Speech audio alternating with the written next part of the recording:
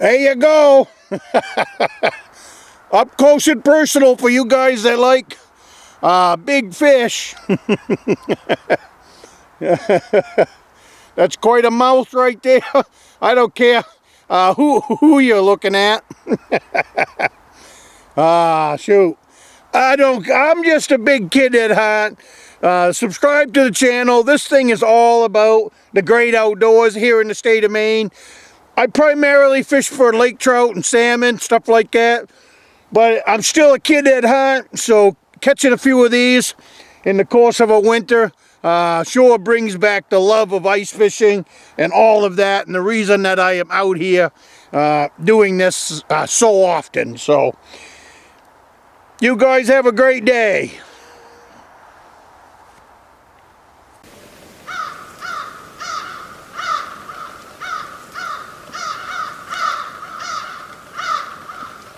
Good morning, my name is Tom. I come to you from the great state of Maine. Welcome to the fish house this morning. Get yourself coffee. We are finally gonna either turn the heat down or open a window. We are finally into a Maine winter here. It's, I don't know what the date is. 11, 12, 13. Today's the 14th. The 14th of December, so, and we've already got ice on a lot of lakes. The bigger lakes are starting to freeze up. So it was time to get this fish house dragged out.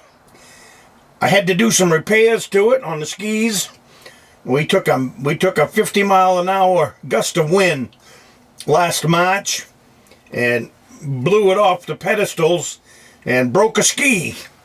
So we had to repair the ski, all that, just little stuff, but didn't have time to fix it this winter. But oh, it's coffee time anyways.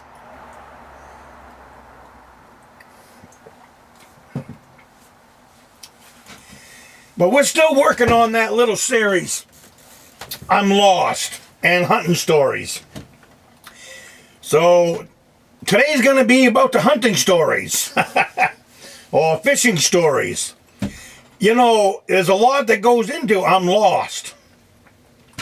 It doesn't have to necessarily mean that you're lost. It could be your equipment is lost. And that's why this is going to be a story today. One year, I was ice fishing on Moosehead Lake, which is the largest lake in the state. And it was before GPS and all of that.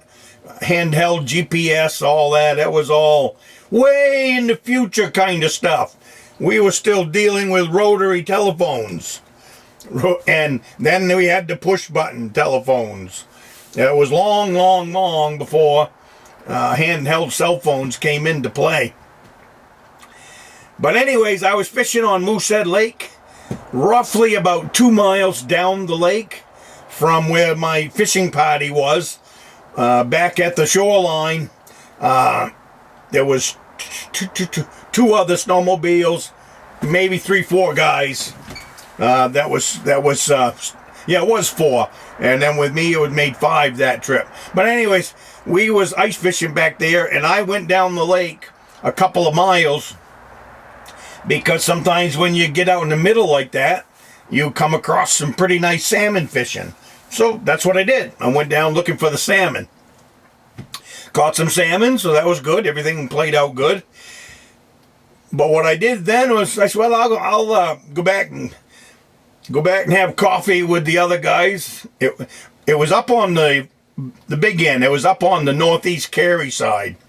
So anyways, I snowmobiled 2 miles back on the lake, left my equipment down there, left the traps in, left everything.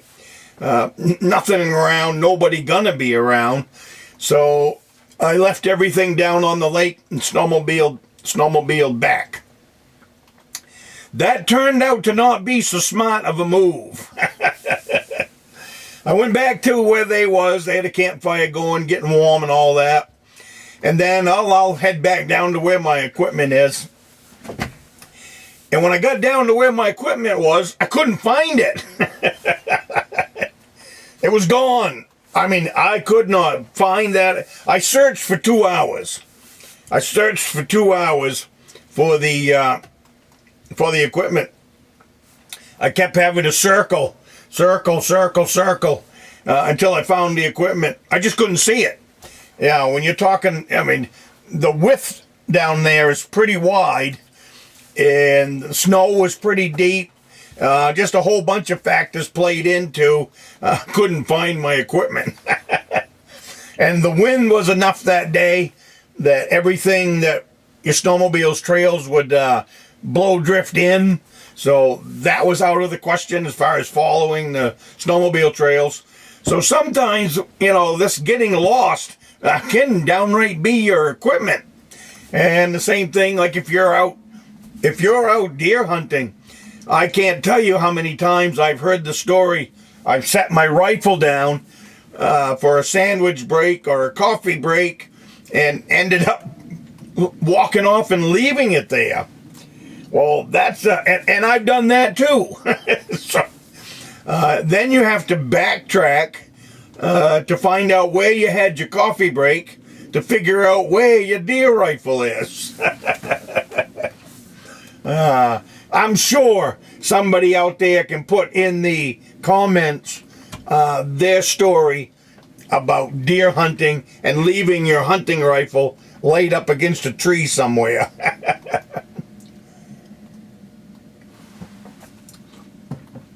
And then you've got the other things that happen while you're out on the ice. Another thing that makes things easy to get lost is then you have whiteout conditions. Sometimes you'll look down the lake on big lakes. I fish big lakes. You'll look down the lake on a big lake and you can see a weather front coming. You can see it snowing down there, and in a little while it's going to be up here. So you get these conditions called whiteouts. And if you've got a line of traps stretched out for a half a mile, it's pretty easy to lose them 5 traps, especially in whiteout conditions. So what do you do in that situation? Well, there's a couple of remedies here. I'm going to go back to my gear that I left 12 miles down. I mean, I left 2 miles down the lake. The smart thing to do, and it's what I did the rest of the day as well as ever since. If I'm going to leave my gear somewhere, whether it's on the side of a lake or whether it's out in the middle of the lake, back then we had a dog sled, steel dog sled, that you could actually stand up. So what you want to do is you want to make as big a target down there as you possibly can. And once I stood up that dog sled facing in the direction of the shoreline, finding it after that was easy as pie, because it stood 6 feet tall, 3 feet wide, solid black against the white snow that was on the ice.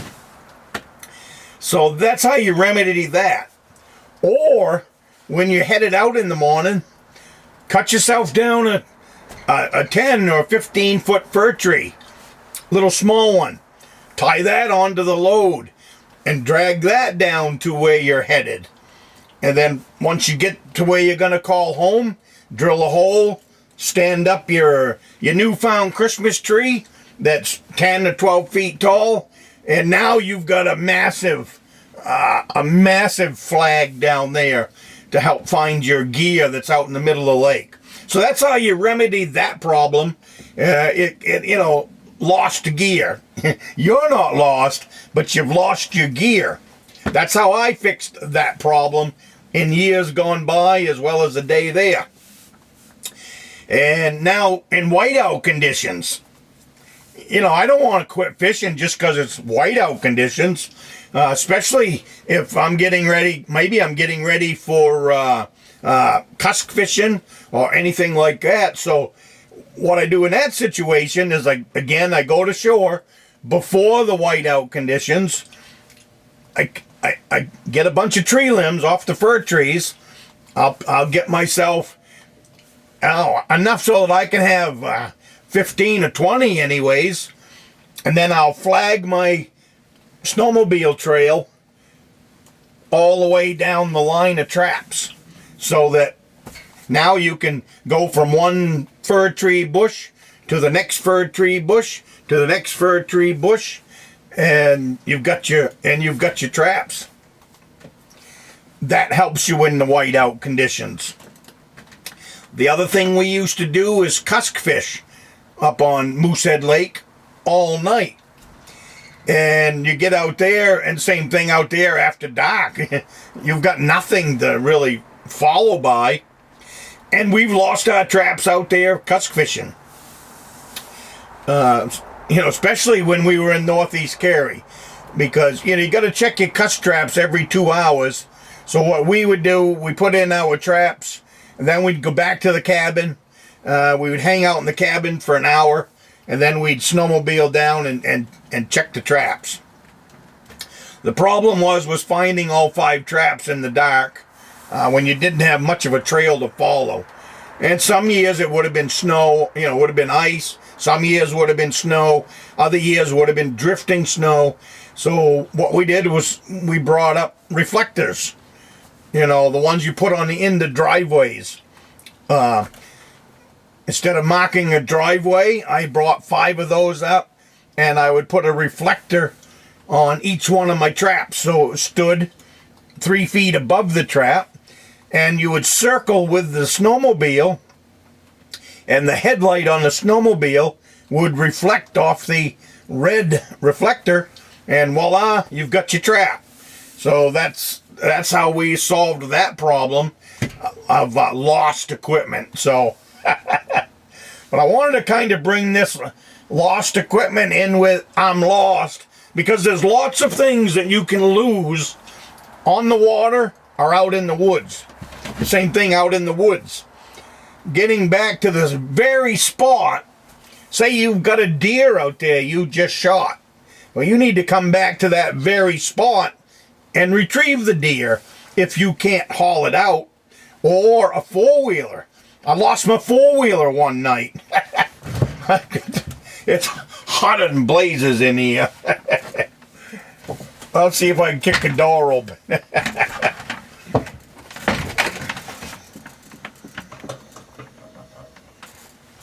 Hey, I just turned that down. That open. We were on. Oh, yeah, I lost my four-wheeler one night. I went up on the mountain. There was a place called Canton Mountain. I went up on the mountain, and I got a bad habit of hiding it anyways, just because I think that's what you should do. I don't like people to know where I hunt, and I don't like people to find my equipment.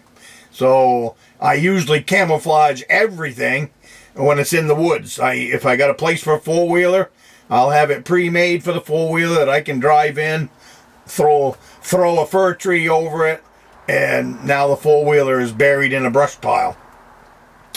Well, one night I came back after dark, and I could not find that four-wheeler to save my bacon. I couldn't find it to save my bacon. So, when things happen to you, losing my voice, when things happen to you, you need to come up with remedies to fix them. So after losing my four-wheeler, and eventually I did find it, it's just fumbling around out there in the dark with a flashlight, it was difficult to find. They sell reflectors on a thumbtack. Trail markers is what they call them. So now when I bury a four-wheeler in a brush pile, I put some thumbtacks in the trees, even leading away from it in the direction that I'm going in. And when you shine a flashlight on these thumbtacks, they reflect for hundreds of yards if you get a good beam of light on them. And it looks like a glowing eyeball out there. But these are different tricks that you can employ to, like in the lost four-wheeler out in the woods. You the reflector thumbtacks, perfect. And if you got a deer on the ground, you can go around that deer on the ground with a bunch of flags, survey tape, the orange flags. You can make yourself a nice big circle around and put out lots and lots of these orange flags, so that when you get back to the spot, whether it be a deer or maybe you're just looking for a property pin, on if you like when we were looking for Beaver Creek, I had to get where I could see different property pins from a long ways away. So what I did was I would bend over big fir trees, 10, 12, 15 feet tall, tie a bunch of orange flags to them, and then I would have a marker that was 10 or 15 feet up in the air that I could see from a big distance. So these are just different ways that you can mark things in the woods that you've lost, and then be able to get back and find them. That's my 2 cents on that part of. It's a different kind of lost. You're not lost, but you done went and lost your equipment.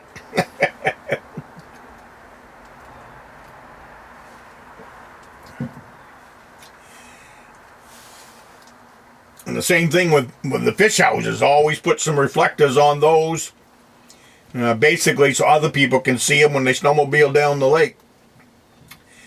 But anyways, I think that's going to wrap this one up. I just was thinking about that, losing equipment in the woods, and was thinking that would make a pretty good story to put out there. Lots of stuff for you guys to laugh at, and maybe lots of stuff for you guys to add into the comments about the different times you've lost something out in the woods. Whether it be an outboard, or whether it be a canoe, or whether it be a four-wheeler. Up here in Maine, we bury lots of things in the woods. There's probably not a pond around that doesn't have a canoe on the back side of it that someone has dropped off, or a john boat, or a 12-foot boat that someone has dropped off so that they can go there and fish without having to haul in a boat or a canoe. But then you got to find it when you get back to it. Well, anyways, you guys have a great week, and I will see you in the next one.